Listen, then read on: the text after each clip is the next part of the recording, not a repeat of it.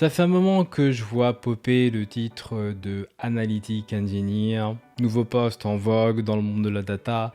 Et dans cette vidéo, je vais te parler de justement qu'est-ce que c'est qu'un Analytic Engineer. C'est un nouveau poste qui est présent à peu près depuis 3 ans dans le monde du big data, dans le monde de l'analytique. Et justement, je vais t'expliquer tout ça dans cette vidéo. Mais juste avant de commencer, tu connais comme d'habitude les 4 actions. Première action, c'est de mettre un like à la vidéo. Vas-y, mets-moi un like, un maximum de likes à la vidéo. Deuxième chose, c'est t'abonner. Troisième chose, c'est mettre la cloche. Quatrième chose, tu connais, c'est mon cadeau gratuit qui est là. Si tu ne le connais pas, va choper en description parce qu'il va t'expliquer tout ce qui concerne les métiers de la data. Data engineer, data scientist et data analyst, tous les métiers du big data, de la data science, du data engineering. Tu trouveras les salaires, les diplômes, les compétences et plein d'autres choses, le tout en description. Vas-y, va choper ça.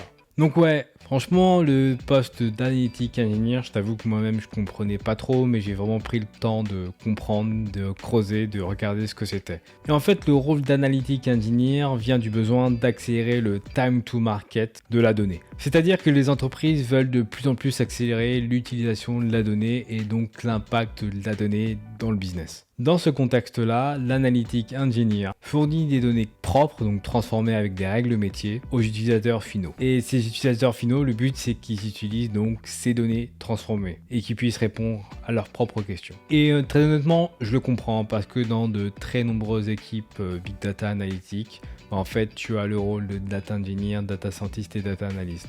Bien évidemment, on commence à comprendre, le data engineer, il crée des data pipelines. Le data analyst, il va répondre à des besoins business, à des questions business. Et le data scientist va souvent faire de la recherche de données un peu plus poussée avec du machine learning par exemple. Et le problème, c'est que dans certaines équipes, les data engineers n'ont pas beaucoup de temps à accorder aux data analysts. Parce que souvent, les data engineers sont focus sur des problèmes assez urgents d'une data pipeline et de mettre en place l'infrastructure de données. Et donc typiquement, ce qui se passe, c'est qu'un data analyst va voir un data engineer et va demander au data engineer « Ah, est-ce que tu peux me créer un data pipeline ?» Mais le problème, c'est que le data engineer dit « Oui, mais voilà, regarde, ma pile Jira, j'ai énormément de tickets et je ne peux pas te passer en priorité parce que j'ai d'autres priorités. » Et c'est là où l'analytic engineer intervient. Finalement, l'analytic engineer se situe entre le data engineer et le data analyst. C'est vraiment l'intersection entre ces deux postes. Donc l'analytic engineer a comme tâche de transformer, tester, documenter, déployer des data pipelines et de la donnée.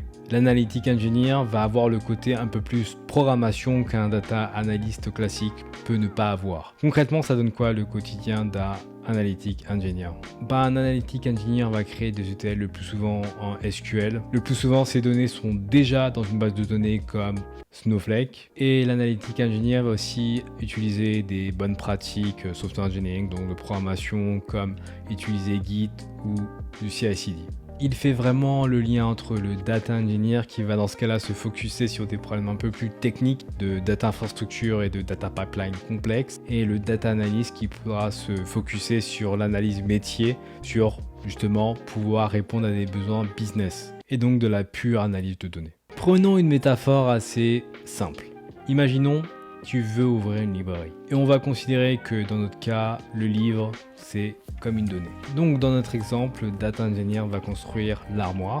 Donc il va rassembler le bois, les outils et il va assembler le tout. Ok, jusque là t'as compris. Les analytic engineers, eux, vont mettre les livres dans l'armoire, donc l'armoire qui a été créée par les data engineers, et les ranger dans un certain ordre, avec un beau petit code. Et grâce à ça, justement, il sera beaucoup plus facile de trouver les livres. Et ensuite, les data analysts vont plus facilement pouvoir récupérer les livres dans les différentes armoires. Parce que justement, l'information est bien rangée. Et comme justement le data analyst est focusé sur ce dont il a besoin, il va pouvoir donc aller récupérer son information dans un livre précis et aller renseigner le client évidemment dans la librairie, parce qu'on n'oublie pas ça, un exemple de librairie. Donc voilà pour l'explication du poste et l'interaction entre chacun des postes dans le monde de la data. Mais tu vois, je te parle de ce poste d'analytic engineer, il n'est pas sorti de nulle part. Ce poste a été inventé en fait par DBT Lab, donc DBT Lab en français, qui sont les créateurs de DBT. Et DBT est justement un outil qui permet de faciliter la partie transformation des ETL, voire ELT. Et donc ça permet de faciliter la transformation des données, mais aussi tout ce qui est data lineage et documentation. Bref, je t'en parle dans la prochaine vidéo.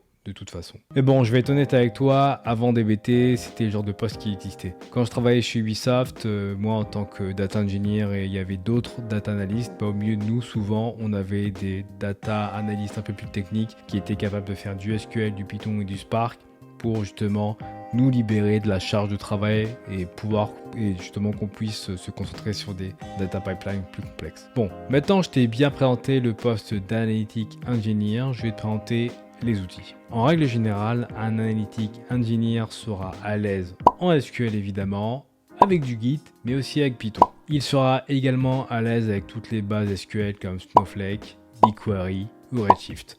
Tout ça, ça doit être son dada. Plus généralement, la philosophie Analytic Engineer utilise tout ce qui est Modern Data Stack. Ça aussi, je te prépare une vidéo dans les prochaines semaines concernant tout ce qui est Modern Data Stack. Donc, c'est des outils comme Fivetran, Airbyte ou Looker. Et bien évidemment, plein d'autres. Mais comme je t'ai dit, je te prépare une vidéo dessus, donc t'inquiète. Bon, je t'ai présenté le poste d'Analytic Engineer, je t'ai présenté l'outil. Maintenant, je vais te donner mon avis sur le poste d'Analytic Engineer. Bon, soyons honnêtes, la frontière entre Data Engineer et Data Analyst et Analytic Engineer est très floue. J'avoue que c'est super flou, on va pas se mentir. Il y a aussi un petit côté marketing à Analytic Engineer parce que c'est la société DBT Lab qui promeut ce poste. Mais à mon humble avis, le poste d'Analytic Engineer va devenir assez important dans les mois et années à venir. Parce que comme j'ai dit au début de la vidéo, les entreprises ont besoin de faire vite parler la donnée, donc de réduire le time to market de la donnée. Et donc finalement, l'analytic engineer est là pour faire parler la donnée le plus vite possible. Surtout quand les data analysts ne sont pas capables de coder en Python ou en SQL, ou que les data engineers sont très occupés avec des data pipelines très complexes. Et puis on va pas se mentir, des fois on a du mal à comprendre le business et justement l'analytic engineer et le data analyst vont collaborer pour justement valoriser la donnée côté business. Et donc voilà, c'est mon avis, je pense que vraiment le poste d'analytic engineer a toute sa place dans ce monde de la data. Je pense qu'il y en a pour tout le monde. Et donc maintenant, entre les data engineers, data scientists et data analysts, on peut maintenant compter avec les analytic engineers pour justement aider à l'utilisation de la donnée au quotidien et justement à promouvoir la culture data dans une entreprise. Et donc voilà, ça c'est mon avis. Donc voilà, c'est tout pour cette vidéo. J'espère que cette vidéo t'a plu et t'a éclairé sur le métier d'analytic engineer. De toute façon, je vais faire d'autres vidéos sur DBT. Là, la prochaine, ça sera sur DBT et sûrement l'autre, ça sera sur tout ce qui est Modern Data Stack parce que ça bouge assez. Et puis, si jamais tu veux plus de vidéos, n'hésite pas à me mettre en commentaire ce qui t'intéresserait. En tout cas, sur ce, si cette vidéo t'a plu, mets un like, t'as mon cadeau gratuit qui est là. Et si tu as réalisé toutes ces actions, je te laisse, je te dis bye et à la prochaine.